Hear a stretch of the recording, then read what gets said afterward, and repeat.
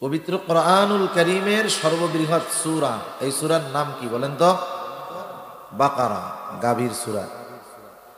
ওই যে বনি ইসরাইলদেরকে এক হত্যাকাণ্ডের ঘটনা নিয়ে গাভী খুঁজতে কইছিল, এখন ওই গাভী খুঁজতে যাই ওরা এমন ঝামেলা বাঁধাইছে, লাস্টে এখন এই গাভীর নামে একটা সূরাই হয়ে গেছে। এই সূরা বাকারার মধ্যে আল্লাহ তাআলা বনি ইসরাইলদেরকে প্রদত্ত ধারাবাহিক প্রায় 40টার উপরে নেয়ামতের কথা আল্লাহ তাআলা বর্ণনা করছেন। হাকিমুল উম্মাত আশরাফ আলী থানবী রহমাতুল্লাহি আলাইহি, আশরাফ আলী থানবী রহমাতুল্লাহি আলাইহির একটা তাফসির আছে, তাফসিরে বয়ানুল কোরআন। তাফসিরে বয়ানুল কোরআনের মধ্যে আশরাফ আলী থানবী রহমাতুল্লাহি আলাইহি একেবারে নাম্বার উল্লেখ করে করে করে করে লিখে দিয়েছেন যে এতগুলো নেয়ামত দিয়েছে ধারাবাহিকভাবে। আফসোসের ব্যাপার হলো প্রত্যেকটা নেয়ামতের বিপরীতে ওদের অকৃতজ্ঞতা প্রকাশ পেয়েছে। আল্লাহ রাব্বুল আলামিন ওদেরকে নেয়ামত দিয়েছে আর ওরা সর্বোচ্চ অকৃতজ্ঞতার পরিচয় দিয়েছে। কত কত নেয়ামত আল্লাহ তাআলা বনি ইসরাইলদেরকে দিয়েছেন, অগণিত নেয়ামত দিয়েছেন। হযরত মূসা আলাইহিস সালাতু ওয়াস সালামকে যখন আল্লাহ তাআলা বললেন, ও পয়গম্বর মূসা, আপনি বনি ইসরাইলদেরকে নিয়ে মিশর ছেড়ে চলে যান। কোথায় যাবে? আল্লাহ তাআলা চাইলেন বনি ইসরাইলের পূর্ব নিবাস, আদি নিবাস ওই জেরুজালেমের কর্তৃত্ব আল্লাহ তাদের ফিরায়া দিবে। বনি ইসরাইলদের আদি নিবাস ছিল জেরুজালেম। হযরত ইব্রাহিম আলাইহিস সালামের দ্বিতীয় সন্তান ইসহাক আলাইহিস সালাম, ইসহাক আলাইহিস সালামের সন্তান হলো ইয়াকুব আলাইহিস সালাম। অনেকে আমরা জানি না, অনেকে ভাবে মসজিদুল আকসা নির্মাণ করেছে হলো সুলাইমান আলাইহিস সালাম। না না, উনি এটার সংস্কার করেছে, কিন্তু এই মসজিদুল আকসা এটা নির্মাণ করেছে হযরত ইব্রাহিম আলাইহিস সালাম। নবীরা যেই জায়গায় যায় আগে সেই জায়গায় মসজিদ বানায়। আল্লাহ তাআলা যখন আদম আলাইহিস সালামকে দুনিয়ায় পাঠাইছেন, উনি প্রথম নিজের ঘর না বানাইয়া আগে বানাইছেন আল্লাহর ঘরে, ইবাদতের ঘর। আল্লাহ তাআলা কোরআনুল কারীমের মধ্যে বলেন, ইন্না আউওয়ালা বাইতিন উযিআ লিন-নাসি লাল্লাযী বিবাক্কাতা মুবারাকান ওয়া হুদাল লিল-আলামিন। আল্লাহ তাআলা বলেন, ইন্না আউওয়ালা বাইতিন উযিআ লিন-নাস, মানুষের জন্য সর্বপ্রথম যেই ঘর বানানো হয়েছে উযিআ লিন-নাস লাল্লাযী বিবাক্কাতা, সেটা বাক্কা, বাক্কায় অবস্থিত, মক্কা। এই ঘর আল্লাহর ঘর। বিবাক্কাতা মুবারাকান ওয়া হুদাল লিল-আলামিন, এই ঘরটা হলো বরকতময় ঘর, গোটা বিশ্ব জগতের সকলের হেদায়েতের মূর্ত প্রতীক এই ঘর। আবার ইব্রাহিম আলাইহিস সালাম, ওনার জন্মস্থান ছিল হলো ইরাকের বাবেলে, হিজরত করেছেন জেরুজালেম। রাসূল আকরাম সাল্লাল্লাহু আলাইহি ওয়াসাল্লামকে প্রশ্ন করা হলো, ইয়া রাসূলুল্লাহ, দুনিয়ার মধ্যে সর্বপ্রথম মসজিদ কোনটা? রাসূল আকরাম সাল্লাল্লাহু আলাইহি ওয়াসাল্লাম বলেন, সর্বপ্রথম মসজিদ হলো মসজিদুল হারাম। এরপরে প্রশ্ন করা হইল, এরপরে কোনটা? তিনি বললেন, এরপরে হইল মসজিদুল আকসা। এই মসজিদুল আকসা হলো দ্বিতীয় ঘর। কে নির্মাণ করেছে? এটা নির্মাণ করেছেন হযরত ইব্রাহিম আলাইহিস সালাম। ইব্রাহিম আলাইহিস সালাম এই ঘর নির্মাণ করছে। হিজরত করে আসছেন ফিলিস্তিন, ওইখানে ওনার ইসমাইল আলাইহিস সালামের বংশধর হইছে হলো বাইতুল্লাহ, মক্কায়। ইসমাইল আলাইহিস সালামের পরে আর কোনো নবী নাই, একবারে শেষ নবী মুহাম্মদুর রাসূলুল্লাহ সাল্লাল্লাহু আলাইহি ওয়াসাল্লাম। আর ইসহাক আলাইহিস সালাম থেকে নিয়ে ধারাবাহিকভাবে নবী। ইসহাক আলাইহিস সালামের ছেলের নাম ইয়াকুব আলাইহিস সালাম। ইয়াকুব আলাইহিস সালামের আরেক নাম ছিল ইসরাইল। ইয়াকুব আলাইহিস সালামের ছেলে ছিল 12 জন। কয়জন? 12 জন। এই 12 জনের মধ্যে একটা ছেলের নাম ছিল ইয়াহুদা অথবা ইয়াহুজা, উনি বড় সন্তান অথবা চতুর্থ সন্তান। এই সন্তানের নাম অনুসারে ইহুদি গোত্র এটা প্রসিদ্ধ হয়েছে বেশি। মুসা আলাইহিস সালামের মাধ্যমে ইহুদি ধর্ম বিশ্বব্যাপী বেশি প্রসিদ্ধি লাভ করছে। ইয়াকুব আলাইহিস সালামের আরেক সন্তানের নাম ইউসুফ আলাইহিস সালাম। ইউসুফ আলাইহিস সালামের ঘটনা আপনাদের জানা আছে। ইউসুফ আলাইহিস সালাম বাকি 11 ভাই, বাকি 10 ভাই হত্যা করার নিয়ত করলো। একজনের পরামর্শ অনুযায়ী যখন তাকে কুয়ার মধ্যে ফালায় দেওয়া হলো, বণিক দল পানি তুলতে গিয়া বালতি যখন ফালায়, ইউসুফ আলাইহিস সালাম বালতির সাথে উপরে উঠে আসছে। তাকায় দেখে আরে সুন্দর, কত সুন্দর চেহারা। নিয়ে গেছে মিশরের বাজারে বিক্রয় করার জন্য। আপনাদের বাজারে যখন দামি কোনো জিনিস ওঠে সবাই কিন্তু কিনতে পারে না। হাফ কেজি ওজনের বোয়াল মাছ সবাই কিনতে পারে। ওই বোয়াল মাছটা যদি 30 কেজি ওজন হয়, মাছ তো বোয়ালি, কিন্তু ওজন বেশি, দামও বেশি, ঠিক না? ইউসুফ আলাইহিস সালামের চেহারা সুন্দর, গোলাম বানায়া বিক্রয় করবে, সকলের কেনার মতো অ্যাবিলিটি নাই। কে কিনছে? মিশরের খাদ্যমন্ত্রী কিনা নিয়ে গেছে। খাদ্যমন্ত্রীর ঘরে ইউসুফ আলাইহিস সালাম যতই কৈশোরে পদার্পণ করতেছে, যৌবনে পদার্পণ করতেছে, চেহারার সৌন্দর্য আরো বাড়তেছে। কত সুন্দর চেহারা! এই চেহারায় আকৃষ্ট হয়ে গেল মিশরের খাদ্যমন্ত্রীর স্ত্রী। ইউসুফ আলাইহিস সালাতু ওয়াস সালামকে কুপ্রস্তাব দিল, উনি রাজি হয় নাই। ওই মহিলা চক্রান্ত করে ইউসুফ আলাইহিস সালামকে জেলে পাঠায়া দিছে। কেমন সুন্দর ছিল ইউসুফ আলাইহিস সালামের চেহারা! মানুষেরা, মেয়েরা বলা বলি করতেছে, দেখ এত সম্ভ্রান্ত ব্যক্তির স্ত্রী, সে তার ঘরের কাজের লোক, গোলাম তো ছিল তখন।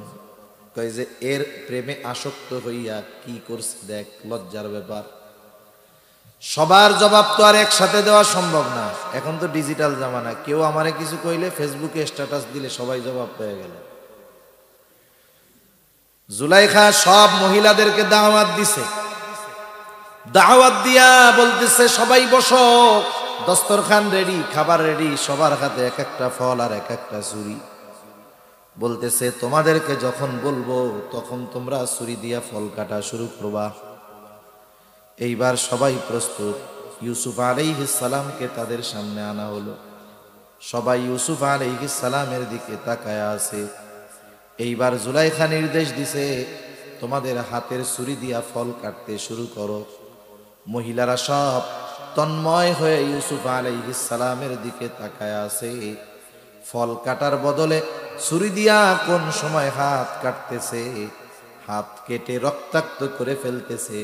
ওই সৌন্দর্যের দিকে তাকায়া এতটা তন্ময় হয়েছে যে কেউ হাত কাটতেছে কিন্তু টের পাইতেছে না। তারা বলতেছে, আরে এটা তো মানুষ না, মা হাদা বাশারা ইন হাদা ইল্লা মালাকুন কারীম। আরে এটা তো ফেরেশতা, এটা কি মানুষ হইতে পারে? কেমন সুন্দর ছিল ইউসুফ আলাইহিস সালাম। যাই হোক, এক সময় জেলখানায় দিছে। বাদশাহ স্বপ্নে দেখছে, সেই স্বপ্নের ব্যাখ্যা করছে। ওই ব্যাখ্যা কইরাই এক সময় মিশরের সর্বোচ্চ সুপ্রিম পাওয়ারের অধিকারী ইউসুফ আলাইহিস সালাম হয়ে গেছে। যেই সময় ইউসুফ আলাইহিস সালাম মিশর পরিচালনা করতেছেন, ওই সময় আশেপাশের সব দেশে দুর্ভিক্ষ। মিশর হলো ফিলিস্তিনের পাশেই, সব জায়গায় দুর্ভিক্ষ। প্রথম 7 বছর যেই ফসল উৎপাদন ভালো হয়েছে, স্বপ্নের ব্যাখ্যা। বাদশাহ এই কথাটা তার ভালো লাগছে।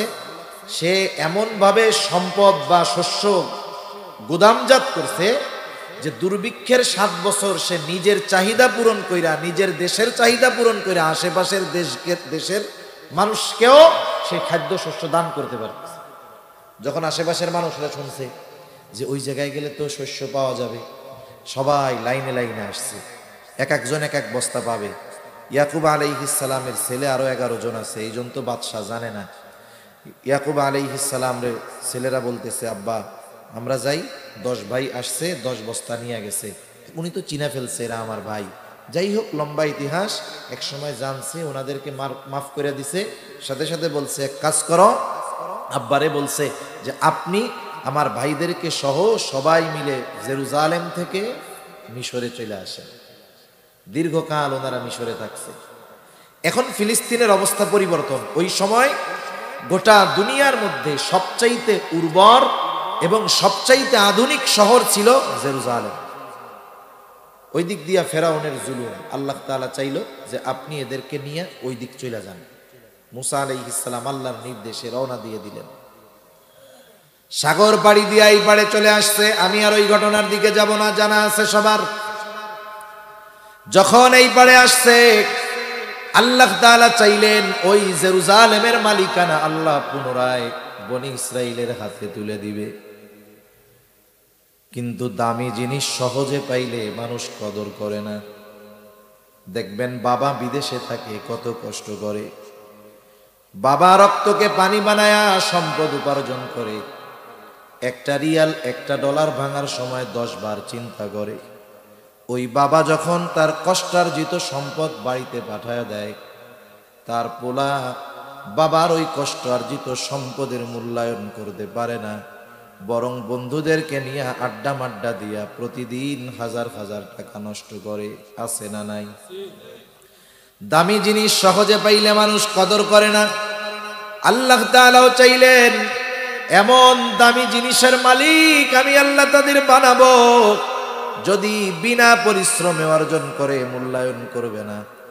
আল্লাহ তাআলা মুসা আলাইহিস সালামকে বললেন, পয়গম্বর, আমি ওদেরকে ওই জেরুজালেমের কর্তৃত্ব দিব, কোনো সন্দেহ নাই। তবে শর্ত হইল ওই জেরুজালেমে যারা শাসন করতেছে তাদের বিরুদ্ধে বনি ইসরাইলীদের জিহাদ করতে হবে। জিহাদ করতে হবে, তবে ঠকবে না, এরাই জিতবে, কোনো টেনশন নাই। মুসা আলাইহিস সালাতু ওয়াস সালাম তাদেরকে জানাইলেন যে যুদ্ধ করতে হবে। সাথে সাথে বনি ইসরাইলের 12টা গোত্র ছিল। 12 গোত্র থেকে 12 জন প্রতিনিধিকে পাঠায় দিলেন, যাও জেরুজালেমের খবরাখবর নিয়ে আসো। যখন কোথাও কোনো সেনাবাহিনী পাঠানো হয়, যুদ্ধের জন্য যাবে, গোয়েন্দাদের আগে পাঠানো হয়, দেখে আসো অবস্থা কেমন। 12 জন যখন ওই শহরের দরজা দিয়া ঢুকছে, বলেন তো আপনাদের এলাকায় যদি চাইনিজ কোনো মানুষ আছে, চায়নার কোনো মানুষ আসে, অথবা আফ্রিকার কোনো মানুষ আছে, আপনারা কি চিনতে পারবেন? চিনবেন না যে এটা আমাগো এলাকার লোক না। ওই 12 জন যখন শহরের দরজা দিয়ে ঢুকছে, তখন জেরুজালেম শাসন করত আমালিকা গোত্র। এদের পূর্বপুরুষ বড় শক্তিশালী ছিল, ওরাও বড় শক্তিশালী ছিল। একটা লোক দেখছে যে ওই যে 12 জন, এরা তো আমাদের এলাকার লোক না। এত শক্তিশালী ছিল আমালিকা গোত্রের এক একজন। ওই এক ব্যক্তি একা গিয়া 12 জনকে বেঁধে বাদশার কাছে নিয়ে গেছে। একজন কয়জন রে বাইন্ধে ফেলছে? 12 জন রে। এখন বাদশার কাছে নিয়ে গেছে। এরা তো বিন্দেশী লোক, গুপ্তচর, গোয়েন্দা টোয়েন্দা হইতে পারে, কি করা যায়? কয়েকজন বাদশাকে পরামর্শ দিছে, বাদশাহ এক কাজ করেন, এদের ছেড়ে দেন। কি বলো, ছেড়ে দিব কেন? বলে ছেড়ে দিলে লাভ হইল, এরা তো আমাদের কি শক্তি জানতে পারছে, যে একজনই 12 জনরে প্যাকেট করে ফেলছে। তা ওরা গিয়া যখন ওদের কওমের লোকের কাছে বলবে যে ওরা কিন্তু এরকম শক্তিশালী, তাহলে এই খবর পেয়ে ওরা ভয়ে আমাদের দেশ স্বপ্নেও আক্রমণ করতে চাইবে না। বাদশার কথাটা ভালো লাগছে, বাদশা ছেড়ে দিছে ওদের। এখন ওরা গিয়া মুসা আলাইহিস সালামের কাছে রিপোর্ট পেশ করছে যে এলাকা তো ভালো, জমিন খুব উর্বর, শহরটাও চমৎকার, কিন্তু সমস্যা হইল ওরা এত শক্তিশালী, ওরা একজন আমাদের 12 জনরেই প্যাকেট করবো, তবু যুদ্ধ করব না। মুসা আলাইহিস সালাম টেনশনে পড়ে গেছে, কি করা যায়?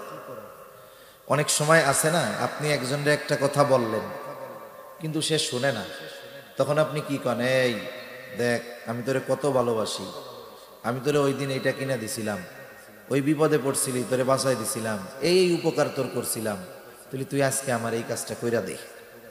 মানে একজনকে একটা বিষয় আদেশ করার আগে ওই ব্যক্তির ব্যাপারে আপনার যদি কোনো অনুগ্রহ থাকে স্মরণ করায়া দিলেন, তাইলে কি হইতে পারে, ওই যে আগে এত উপকার করছে, তাইলে এই লোকটার কাজটা কইরা দেই। মুসা আলাইহিস সালাম তাদেরকে জিহাদের নির্দেশ দেওয়ার আগে আল্লাহ প্রদত্ত যেই নেয়ামতগুলা তারা পেয়েছে সেগুলোর কথা স্মরণ করায়া দেয়। সেই কথাই আল্লাহ তাআলা বলেন, وَإِذْ قَالَ مُوسَى لِقَوْمِهِ يَا قَوْمِ اذْكُرُوا نِعْمَةَ اللَّهِ عَلَيْكُمْ إِذْ جَعَلَ فِيكُمْ أَنْبِيَاءَ وَجَعَلَكُمْ مُلُوكًا وَآتَاكُمْ مَا لَمْ يُؤْتِ أَحَدًا مِنَ الْعَالَمِينَ। আল্লাহ তাআলা বলেন, মূসা আলাইহিস সালাতু ওয়াস সালাম তার সম্প্রদায়কে বলতেছে, ওয়াইদ ক্বালা মূসা লিকাওমিহি ইয়া কওমি যকুরু নি'মাতাল্লাহি আলাইকুম, হে আমার সম্প্রদায়, ওই নিয়ামতগুলোর কথা স্মরণ করো যেগুলো আল্লাহ তাআলা তোমাদেরকে দান করেছে। কি নিয়ামত দিয়েছে? আল্লাহ তাআলা বলেন, ইয জাআলা ফীকুম আম্বিয়া, যিনি তোমাদের মধ্য থেকে অনেক নবী প্রেরণ করেছে। রাসূলুল্লাহ সাল্লাল্লাহু আলাইহি ওয়াসাল্লাম বলেন, বনি ইসরাইল কখনো নবী শূন্য হয় নাই। যখনই তাদের মধ্য থেকে একজন নবী পরপারে চলে গেছে, একজন নবী যখন ইন্তেকাল করেছে, আল্লাহ তাআলা আরেকজনকে নবুয়ত দিয়ে ওই শূন্য স্থান আল্লাহ পূরণ করে দিয়েছে। একেবারে ঈসা আলাইহিস সালাম পর্যন্ত বনি ইসরাইল কখনো নবী শূন্য হয় নাই।